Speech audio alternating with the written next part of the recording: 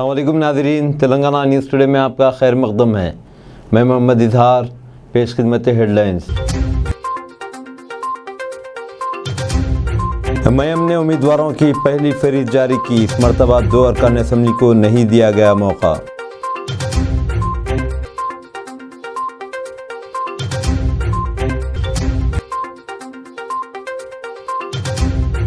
PM Modi ने गालियां देने और झूठ बोलने का कारखाना खोल रखा है, मल्लिकार्जुन खड़गे का बयान।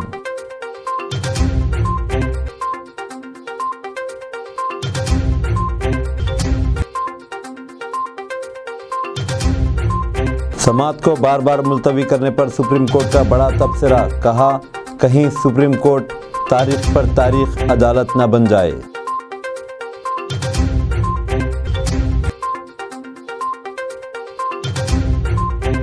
इजरायली फौज का जबालिया के बाद अलब्रेश कैंप पर हमला, अब तक जुमला 9,200 फ़लस्तीनी शहीद हो गए।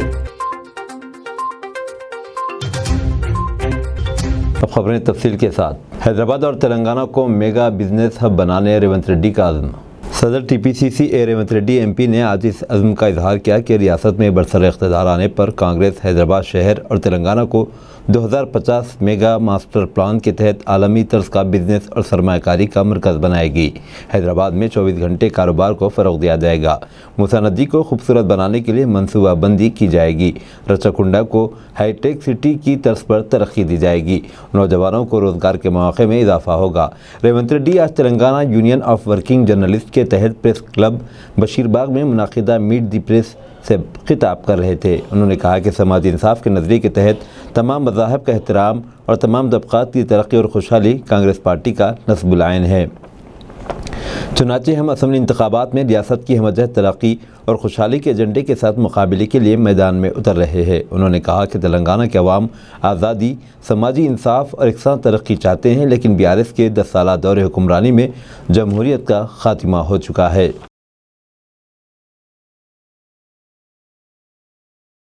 एमआईएम ने उम्मीदवारों की पहली फहरिस्त जारी की। इस मरतबा 2 अरकान असम्बली को नहीं दिया गया मौका। ऑल इंडिया मजलिस इत्तेहादुल मुस्लिमीन ने तेलंगाना असम्बली इंतखाबात के बिलाखिर अपने उम्मीदवारों का ऐलान कर दिया है। मजलिस के सदर बैरिस्टर असदुद्दीन ओवैसी ने आज पार्टी हेडक्वार्टर दारुस्सलाम में एक प्रेस कॉन्फ्रेंस से खिताब करते हुए 6 असम्बली हलकों से मजलिसी उम्मीदवारों का ऐलान किया।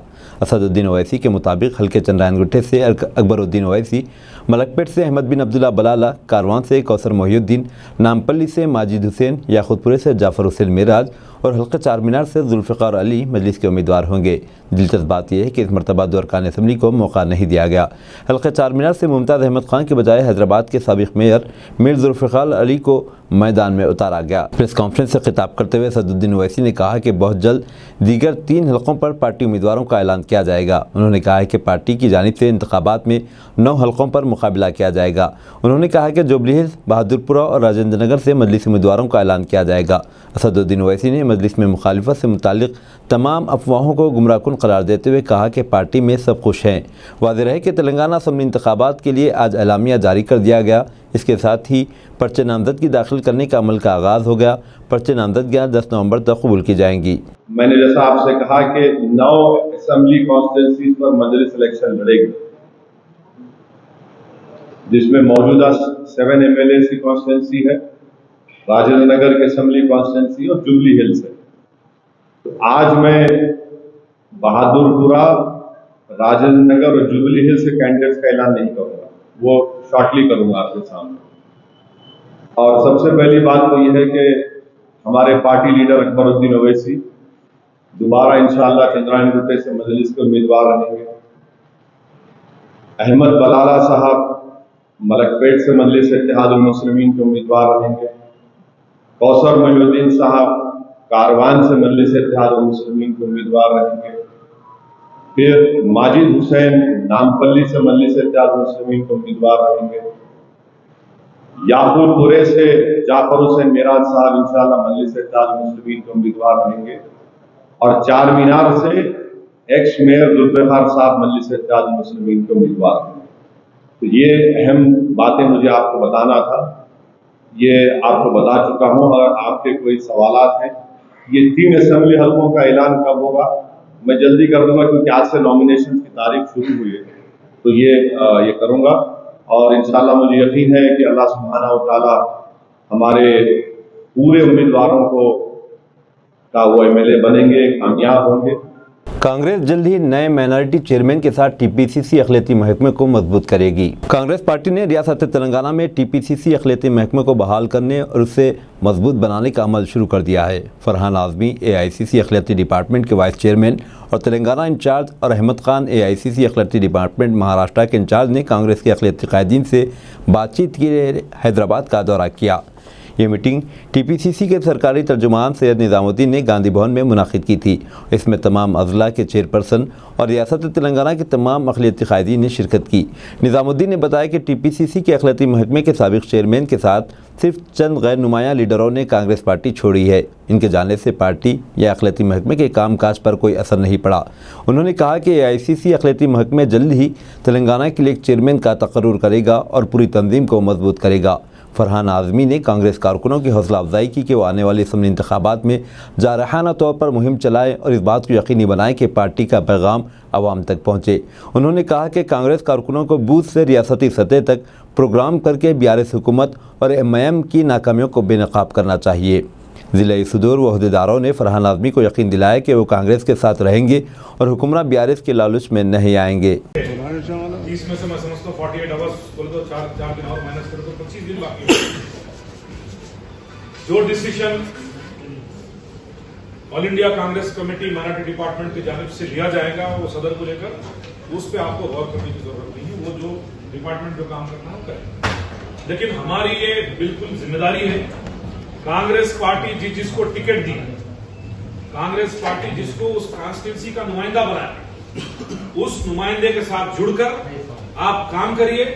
अगर उस नुमाइंदे के साथ अगर जुड़ने में कुछ आपको तकालीफ हो रही है तो डेफिनेटली फरहान आजमी साहब आपकी मदद करेंगे, हम भी आपकी मदद करेंगे, उस्मान करेंगे, सब जने मिलकर करेंगे। तो मैं आप तमाम लोगों से अदबन गुजारिश करता हूं कि इस वक्त हमारे पास बयानबाजी के लिए या फिर कोई और मीटिंग्स के लिए टाइम नहीं है। अपनी अपनी कॉन्स्टिट्यूंसी में काम करना है। कांग्रेस पार्टी पावर में आने वाली है इंशाअल्लाह ताला।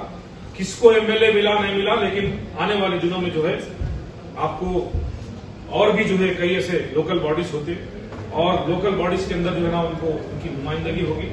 जरूर इसमें अंदर जो है ना स्टेट बॉडी भी इन्वॉल्व होगी और नेशनल बॉडी भी इन्वॉल्व होगी। इसके अलावा कांग्रेस पार्टी में नॉमिनेट पोस्ट भी होते, उन तमाम नॉमिनेट पोस्ट को इनिशियल स्टेज में ही फिलअप करने की कोशिश की जाएगी, क्योंकि हम जानते हैं कि किस हालात से हमारे माइनॉरिटीज जो है इस तेलंगाना स्टेट के अंदर गुजर रहे हैं। जैसा कि अब कुछ कई लोग अपने अपने तकालीफ बोल रहे थे कि कुछ खुद अपने पैसे लगाकर, यानी मैं मानता हूं कि जो है एक सबसे गरीब डिपार्टमेंट और अजला के अंदर जो सबसे ज्यादा चैलेंजेस फेस करते वो हमारे माइनॉरिटीज हैं। उनके बारे में स्टेट चेयरमैन की जिम्मेदारी है कि उनके बारे में सोचे, उनके बारे में सोच के उनके साथ इंसाफ करे और जब कभी भी वो मुश्किलों में आए, देखिए मुश्किलों में तो 100% आते हैं, क्योंकि जो भी एमएलए रहता अगर उसकी राजमहल फंक्शन हॉल के मालिक सैयद एजाज ने श्रीनगर में 11वीं शरीफ की और आम खास के लिए ताम का अहतमाम किया। बेकुगुड़ा मस्जिद श्रीनगर में बाद नमाज जुमा तनावुल ताम का अहतमाम किया गया और इशा की नमाज के बाद संदर मुबारक की रस्म होगी। इस मौके पर साबिक कारपोरेटर एन शेषु कुमारी, हज कमेटी के चेयरमैन मोहम्मद सलीम और दीगर मौजूद थे।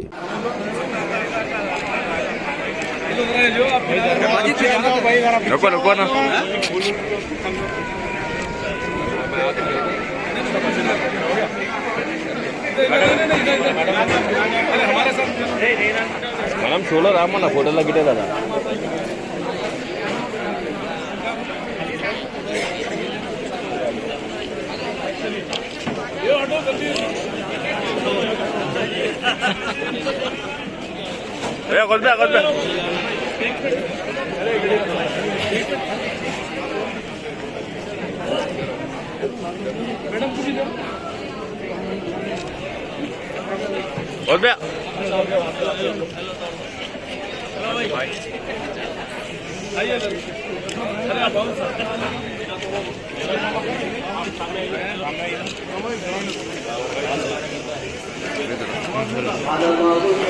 इधर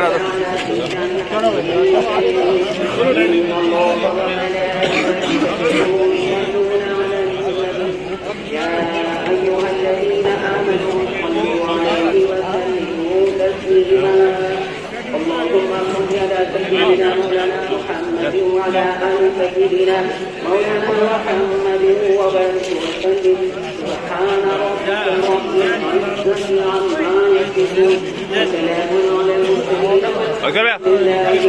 والحمد لله رب العالمين। वबरकातहू बीगेगुड़ा बस्ती के पूरे नौजवान बच्चे यूथ के बच्चे मिलके 11वीं शरीफ करे। 11वीं शरीफ में हमारे तल्लासानी श्रीनिवास यादव साहब को बुलाए और हमारे सलीम साहब वक्फ बोर्ड हज कमेटी चेयरमैन और हमारे मैडम शशि कुमारी मैडम और हमारे एजाज साहब जो राजमहल फंक्शन हॉल के प्रोपरेटर और अभी हमारे स्पेशल चीफ गेस्ट थे 4 जने और हमारे साहब को जिताने के वास्ते हम ज़्यादा कोशिश कर रहे हैं। और ये 11वीं शरीफ बस्ती की थी, 11वीं में शरीक हुए और ज़्यादा से ज़्यादा पब्लिक ताम का इंतज़ाम था, तनाउल ताम किए और अच्छा प्रोग्राम हुआ, पीसफुल बड़े पैमाने पे हुआ। और मैं शुक्रिया अदा करता हूँ सारे लोगों का जो इसमें आए और काम करे और मैडम के वास्ते ख़ासकर मैडम और साहब जो टाइम निकाल के यहाँ आए, जो बड़े बड़े लोग हैं और उनका बहुत तहे दिल से शुक्रिया अदा करता हूँ मैं। और ये कोई पार्टी ऊटी का वो नहीं है, 11वीं शरीफ का था और मैडम साहब लोग आए उसके लिए बहुत बहुत शुक्रिया। और हमारे मैडम बहुत पुराने अमीरपेट के हैं, जो काम भी हमारे मैडम हमारे को करते और हम मैडम के बहुत आभारी है जो मैडम हमारे को बोलते कि हम मैडम का काम करते। बहुत बहुत शुक्रिया, अल्लाह हाफिज़। శేష్ కుమారి డివిజన్ మాజీ కార్పొరేటరే. నేను కార్పొరేటర్గా ఉన్నా లేకపోయినా మా ముస్లిం సోదరుల అభిమానం చాలా చాలా చాలా మర్చిపోలేంది. ఈరోజు ఇక్కడ 11वीं ప్రోగ్రాం జరిగింది. మినిస్టర్ తలసాని శ్రీనివాస్ యాదవ్ గారు రావాల్సి ఉండే, కొంచెం అనివార్య కారణాల వల్ల ఆయన రాలేకపోయారు. తలసాని సాయి కిరణ్ యాదవ్ గారు వచ్చారు, సలీం గారు వచ్చారు. అందరి ఆశీర్వాదాలు మా మినిస్టర్ శ్రీనివాస్ యాదవ్ గారికి కావాలి. అందరూ కూడా కలిసిమెలిసి ఈ ప్రోగ్రాం చేయడం చాలా ఆనందంగా ఉంది. దాంట్లో నన్ను కూడా ఇన్వైట్ చేసి నాకు కూడా सम्मानन చేయడం చాలా హ్యాపీగా ఉంది. Thank you. Chief minister Telangana KCR ने कोरटला में मुनाकिदा आज़िमुशान जलसे से मुखातिब करते हुए कांग्रेस पार्टी पर शदीद तनकीद की। उन्होंने कहा कि कांग्रेस पार्टी धरानी को मनसूख करना चाह रही है क्योंकि धरानी प्रोग्राम के जरिए रकम रास्त किसानों के बैंक अकाउंट में जमा हो रही है। उन्होंने कहा कि रियासती हुकूमत किसानों के चेहरे पर खुशी देखना चाहती है, इसलिए किसानों की भलाई के लिए रैतु बंधु रैतु बीमा स्कीम के जरिए किसानों की माली इमदाद की जा रही है। उन्होंने कहा कि कांग्रेस पार्टी जिसने 60 साल तक मुल्क में हुक्मरानी की, किसानों को नज़रअंदाज करने का इल्ज़ाम आयद किया। उन्होंने कहा कि जनाब कल्वाकुंटला संजय पेशे से डॉक्टर है। अवाम से उन्होंने तेलंगाना रियासत में अपने हक़ में लाने की मेरी अपील की है कि अवाम से इनके हक़ में वोट देकर इन्हें भारी अक्सरियत से MLA मुंतखब होने की ख्वाहिश की।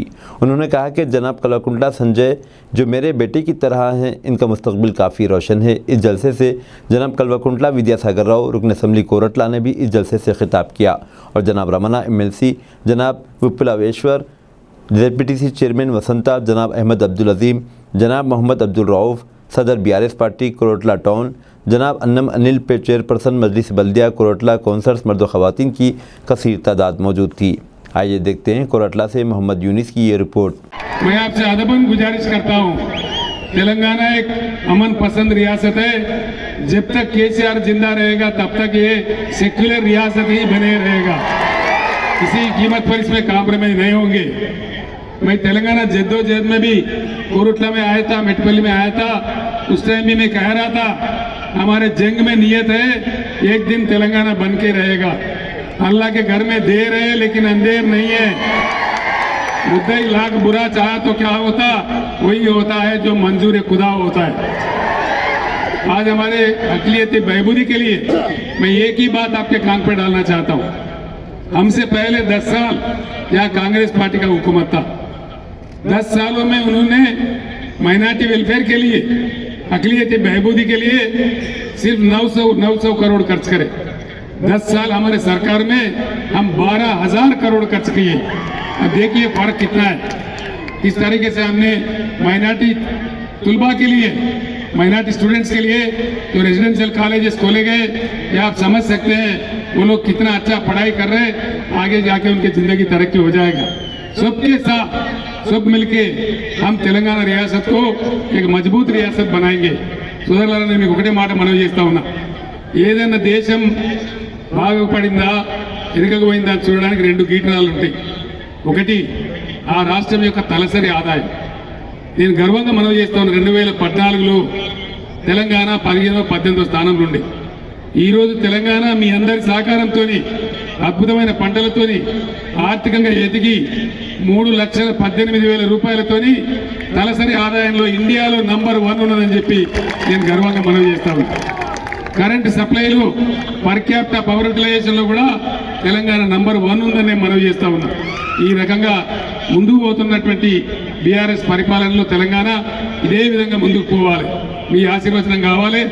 యువకుడు మంచి చదువుకున్నటువంటి వ్యక్తి, ఇదే గడ్డ మీద పుట్టిన బిడ్డ సంజయ్ గారికి ఓటేసి దీవించాలని నేను మీ అందరినీ కోరుతూ ఈ హెలికాప్టర్ బాధ వల్ల నేను సెలవు తీసుకుంటా ఉన్నా. జై తెలంగాణ.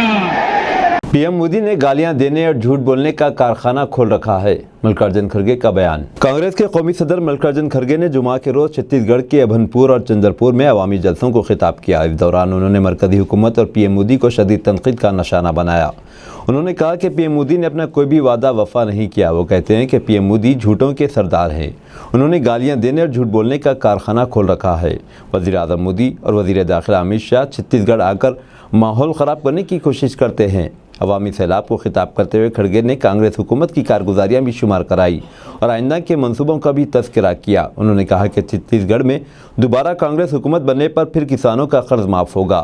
केजी से लेकर पीजी तक बच्चों को मुफ्त तालीम मिलेगी। 500 रुपये फ़ी सिलेंडर सब्सिडी ख़वातीन के अकाउंट्स में जमा होगी। 200 यूनिट तक बिजली मुफ्त मिलेगी और 17,50,000 गरीब कौमों को खुद का घर मिलेगा। खड़गे का कहना है कि कांग्रेस ने गुज़िश्ता बार इंतखाबात से कबल जो वादे किए थे वो पूरे किए जा चुके हैं। छत्तीसगढ़ में कांग्रेस हुकूमत ने किसानों का कर्ज माफ़ किया, सरकारी मुलाजिमीन के लिए पुरानी पेंशन मनसूबा नाफिज किया, छत्तीसगढ़ के बच्चों के लिए स्वामी आत्मानंदा इंग्लिश मीडियम स्कूल खोले और मुफ्त इलाज व सस्ती दवाइयाँ भी मुहैया कराई। यहाँ सुबह उठते ही बीजेपी वाले मोदी जी सबको गालियां देने का एक ही, मैं समझता हूं उन्होंने गालियां देने का एक कारखाना ही खोला। हमारे फैक्ट्री थे बड़े बड़े बीएल, बीएचईएल और दूसरे टेलीफोनिक इंडस्ट्री, फर्टिलाइजर, ये कारखाने हम खोले, लेकिन मोदी साहब गालियां देने का एक कारखाना खोले हैं और झूठ बोलने का कारखाना है उनके पास। हर जगह झूठ बोलते हैं। अगर मैं कहूं तो बार बार ये लोग यही कहते हैं। क्या बोला उन्होंने? 2014 में हुकूमत में आने से पहले, भाइयों और बहनों, तुम लोगों को अगर मेरी सरकार आ गई, तुम लोगों को मैं बाहर से जो एक कांग्रेस वाले काला धन रखे हैं वो लाकर हर एक के जेब में 15-15 लाख डालूंगा। डाल दिए। फिर झूठा कौन बोल रहे हैं? कौन झूठ बोल रहे हैं? आप बताइए। मोदी झूठ, या मोदी झूठ बोलना या नहीं तो तुम झूठ बोलना, लेकर चुप बैठे होंगे। नहीं ना, तो मोदी झूठ बोल रहा है। 2 करोड़ नौकरियां दूंगा। कहां है भाई तुम्हारे 2 करोड़ नौकरियां? 4-6 हजार नौकरियों के लिए ये जाकर पर्चे बांटते हैं अपॉइंटमेंट के। ये है इनका नियत। 2 करोड़ नौकरियां नहीं, ये भी झूठ बोले। अगर हम बोलते हैं कि ये झूठ बोलते हैं, झूठ का सरदार है, तो आप हमको टीका करते हैं। किसानों का दाम दुप्पट करेंगे, किए क्या? नहीं किए। फिर झूठ कौन बोले? मोदी झूठ बोलते हैं, इसीलिए हम क्या बोलते हैं, ये झूठ के सरदार है। झूठ बोलने के लिए ही उन्होंने शायद कसम खाई होंगे, मैं कहीं भी जाऊंगा झूठ बोलूंगा। समाअत को बार बार मुलतवी करने पर सुप्रीम कोर्ट का बड़ा तबसरा। कहा, कहीं सुप्रीम कोर्ट तारीख पर तारीख अदालत न बन जाए। अदालतों में मुकदमात की समाअत को बार बार मुलतवी करने पर सुप्रीम कोर्ट ने बड़ा तबसरा किया है। सुप्रीम कोर्ट के chief justice justice DY Chandrachud ने जुमा को वकला से अपील की कि वो नए मुकदमात में अल्तवा की दरख्वास्त न करे, ये कहते हुए कि वो नहीं चाहते कि सुप्रीम कोर्ट एक तारीख पर तारीख अदालत बन जाए। दिन की कार्रवाई के आगाज़ में चीफ जस्टिस चंद्रचूड़ ने वकला की जानिब से नए मुकदमात में अल्तवा की दरख्वास्त का मामला उठाया और कहा कि गुज़िश्ता 2 माह में वकला ने 3688 मुकदमात में अल्तवा की दरख्वास्त की। चीफ जस्टिस की क़यादत वाली इस बेंच में JP पारदीवाला और जस्टिस मनोज मिश्रा भी वहीं हैं। Chief justice of India Chandrachud ने कहा, बराए करम अल्तवा की दरख्वास्त ना करें जब तक कि ये बिल्कुल ज़रूरी ना हो। मैं नहीं चाहता कि ये अदालत तारीख़ पर तारीख़ अदालत बन जाए। तारीख़ पर तारीख़ हिंदी फिल्म दामनी में सनी देओल का मकबूल डायलॉग था, जिसमें अदाकार ने फिल्म के एक सीन में अदालतों में अल्तवा के कल्चर पर गुस्से का इजहार किया था।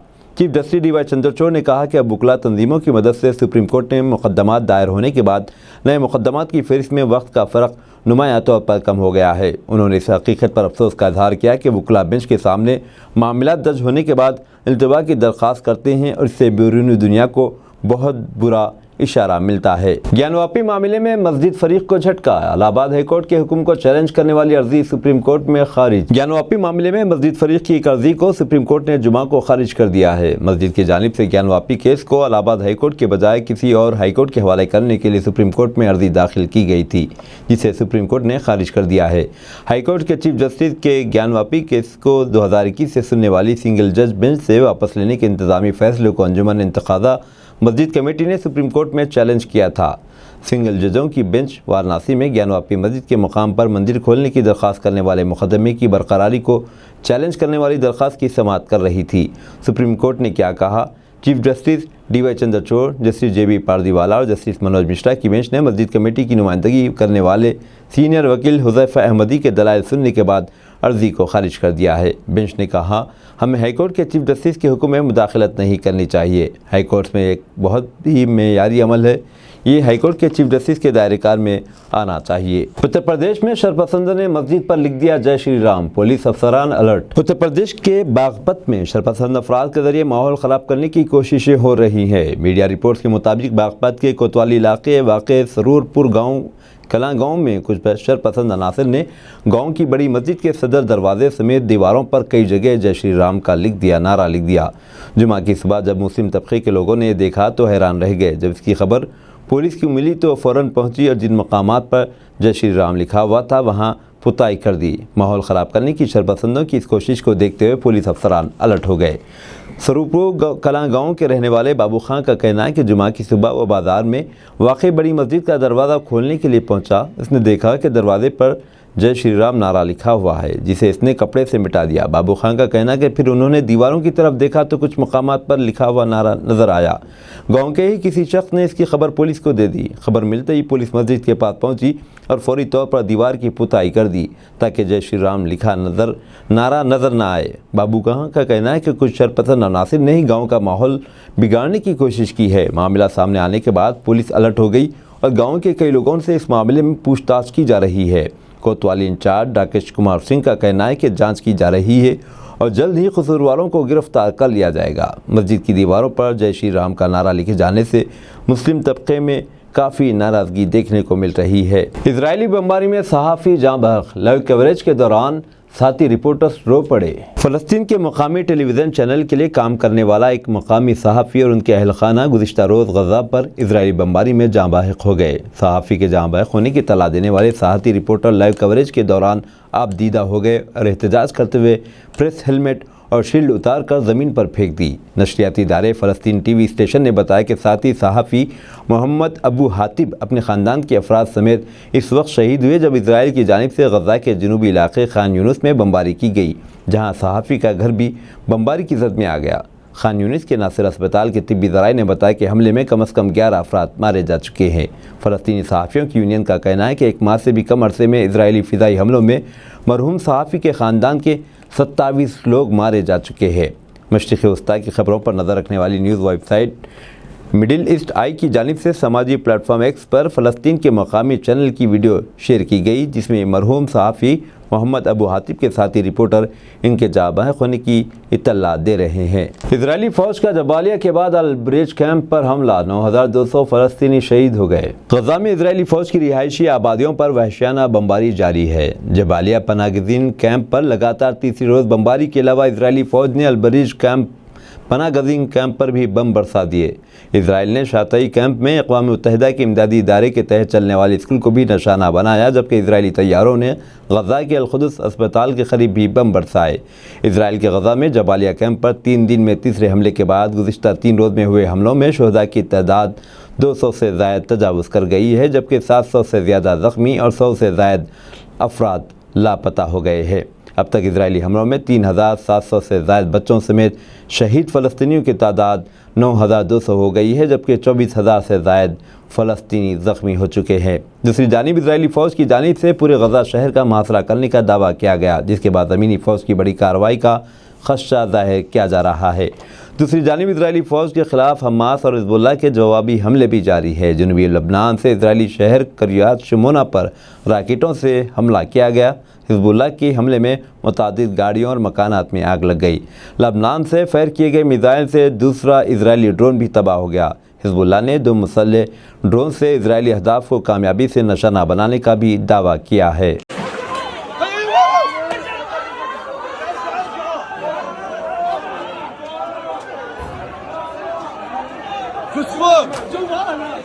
الاحتلال الاسرائيلي استهدف مدارس الوكاله بالفسفور. هيهم فسفور.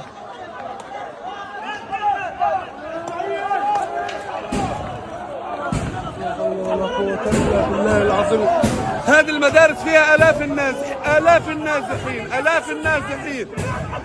इसराइल का निशाना फ़लस्तीनी अवाम है, सच आखिर इजरायली तर्जुमान की ज़बान पर ही आ गया। गजा में बेगुनाह शहरियों को कत्ल करने और फ़लस्तीनियों की नस्लकशी के मंसूबे से मुतालिक सच आखिरकार इजरायली तर्जुमान की ज़बान पर आ ही गया।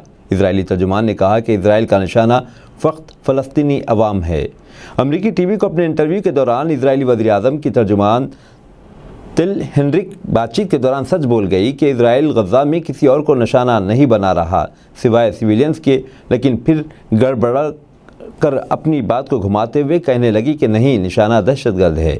वाज़ेह है कि इजराइल की जानिब से गजा में कई मकामात से घुसने की कोशिश के दौरान मुख्तलिफ मकामात पर हमास के साथ शदीद झड़पें हुई है। झड़पों के दौरान हमास की जानिब से मशीन गनों, एंटी टैंक टारगेटों और ड्रोन के ज़रिए काबिज़ फोर्सेस पर हमले किए गए। हमास से झड़पों में कम से कम 17 इजरायली फ़ौजी मारे जा चुके हैं। दूसरी जानिब इंसानी बुनियादों पर गजा और मिस्र के दरमियान रफ़ाह बॉर्डर क्रॉसिंग आज फिर खोल दी गई। गजा से निकलने के इंतज़ार में लोग जमा हो गए, जबकि गजा से मिस्र जाने वाले 15 ममालिक के 600 अफराद की फहरिस्त भी जारी कर दी गई है। In Gaza, but civilians. Hamas is cynically, but rather in Gaza, but civilians. Hamas is cynically, but rather. YSR Telangana party ने इंतखाबात में मुकाबला न करने का किया फैसला, कांग्रेस की तायद करने शर्मिला का ऐलान। वयसर तेलंगाना पार्टी की सदर वाई शर्मिला ने ऐलान किया है कि वो 2023 में तेलंगाना असम्बली इंतखाबात नहीं लड़ेंगी। प्रेस कॉन्फ्रेंस से खिताब करते हुए उन्होंने कहा कि हमने ये फैसला इसलिए किया है कि हम अपोजिशन के वोट को तकसीम नहीं करना चाहते। शर्मिला ने वाज़ेह किया कि इलेक्शन लड़ने का कोई इरादा नहीं है और वो अपोजिशन के वोटों को तकसीम करके KCR को जीतने में मदद नहीं करेंगे। वाई शर्मिला ने कहा कि कांग्रेस मुल्क की सबसे बड़ी सेकुलर पार्टी है। जब सोनिया और राहुल गांधी से मुलाकात हुई तो उन्होंने भी कांग्रेस पार्टी की तायद की दरख्वास्त की थी। शर्मिला ने यह भी कहा कि इस बात का खदशा है कि अगर कांग्रेस पार्टी के वोटों की तकसीम से KCR चीफ मिनिस्टर बने तो तारीख माफ़ नहीं करेगी। कौन शर्मिला? मैं किसी शर्मिला को नहीं जानता, असदुद्दीन ओवैसी का बयान। सदर कुल हिंद मजलिस इत्तेहादुल मुस्लिमीन असदुद्दीन ओवैसी ने सनसनीखेज बयान देते हुए कहा कि वो YS शर्मिला को नहीं जानते। आज शर्मिला ने ऐलान किया था कि वो तेलंगाना असम्बली इंतखाबात में हिस्सा नहीं ले रही है। इनके इस बयान पर रद्द-ए-अमल ज़ाहिर करते हुए सदर मजलिस ने कहा कि शर्मिला कौन है वो नहीं जानते, वो इंतखाबात में क्यों हिस्सा नहीं ले रही है, इसकी वजह भी इन्हें नहीं मालूम। ओवैसी ने कहा कि शर्मिला सिर्फ राजशेखर रेड्डी की बेटी हैं, वो अवामी कायद है या नहीं, इसका फ़ैसला अवाम को करना है। उन्होंने मज़ीद कहा कि BRS किसी जमात की तायद के बगैर तन्हा हुकूमत बनाएगी। रियासत के तमाम तबक़ात BRS हुकूमत से मुतमईन है। तेलंगाना अमन अमान की बरकरारी BRS के ज़रिए से ही मुमकिन है। उन्होंने कहा कि इस बार मजलिस 9 असम्बली हल्कों से मुकाबला कर रही है और राजेंद्र नगर से प्रकाश गौड़ व जुबली हिल्स से गोपीनाथ को शिकस्त से 2-4 कर दिया जाएगा। मेरी बात नोट कर लो आप, BRS इंशाअल्लाह ताला अपनी ताकत से सरकार बनाएंगी। बीजेपी ये चाहती है कि तेलंगाना में कोलिशन का माहौल बने। मोदी यही चाहते हैं, आरएसएस यही चाहती है, मगर तेलंगाना की आवाम ये नहीं चाहती। तेलंगाना की आवाम ये नहीं चाहती। अरे जरूरत नहीं पड़ेगी मेरे दोस्त, जरूरत नहीं पड़ेगी। देखना आप लोग समझो बात को। आप मेरी बात समझो, देख लो आप। तेलुगुदेशम के साबिक सदर कासानी ज्ञानेश्वर बीआरएस में शामिल। साबिक सदर तेलुगुदेशम पार्टी तेलंगाना कासानी ज्ञानेश्वर ने आज बीआरएस सरबराह के केसीआर की मौजूदगी में बीआरएस में शमूलियत अख्तियार कर ली। ज्ञानेश्वर का बीआरएस में खैर मकदम करते हुए केसीआर ने कहा कि मुदीरात समाज से ताल्लुक़ रखने वाले इटला राजेंद्र ने इस तबके के किसी भी क़ायद को उभरने नहीं दिया। इनकी पार्टी से अलहदगी अख्तियार करने के बाद हमने बंडा प्रकाश मुदीराज को ओहदे पर फाइज किया। इसी तरह कासानी ज्ञानेश्वर की सलाहियतों से इस्तेफादा करते हुए इन्हें मुनासिब ओहदा दिया जाएगा। केसीआर ने कहा कि रियासत में सिर्फ 119 असम्बली हल्का जात हैं, जिनमें 7 हमारे नहीं हैं। सिर्फ 112 हल्का जात हैं जहां से कामयाबी हासिल करने की सलाहियत वाले उम्मीदवार को ही ठहराया जाना है।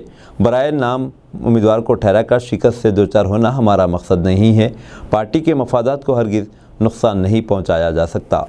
फ़लस्तीन इजराइल जंग। Telangana state union teachers federation Sangareddy की एहतजाजी रैली। 7 अक्टूबर से फ़लस्तीन और इजराइल के दरमियान जंग की वजह से हज़ारों बच्चे और आम लोग मर रहे हैं। Telangana state union teachers federation TSUTF की क़यादत में आज मकामी IB से कोटा बस स्टैंड तक मोमबत्तियों के साथ एक अमन रैली निकाली गई। इस मौके पर TSUTF के ज़िला सेक्रेटरी ने कहा कि जंग हर किस्म का नुकसान है। अब तक फ़लस्तीन के अवाम 9,000 और इजराइल के अवाम 1,400 तक अपनी जानें गंवा चुके हैं। आम लोगों के बच्चों को बहुत सी मुश्किलात का सामना है। इनके पास दवाई नहीं, खाने को नहीं, पीने को पानी नहीं, वो मर रहे हैं। अब अक़वाम मुत्तहिदा, UNO, वर्ल्ड बैंक, IMF और दुनिया के ममालिक सिविल सोसाइटी को इस जंग का जवाब देना चाहिए और इसे रोकने की कोशिश करनी चाहिए। उन्होंने तमाम असातिज़ा का शुक्रिया अदा करते हैं जिन्होंने इस रैली में हिस्सा लिया। इस प्रोग्राम में TSUTF संगारेड्डी ज़िले कोषाधिकारी P श्रीनिवास राव, ज़िले सेक्रेटरी साई तेजा, अरुणा श्री, सीमाचलम, कृष्णम राजू, चंद्र राठौर, नरेंद्र, जगन मोहन, विजयानंद, शंकर, सिचारिता, रामू और दीगर ने शिरकत की।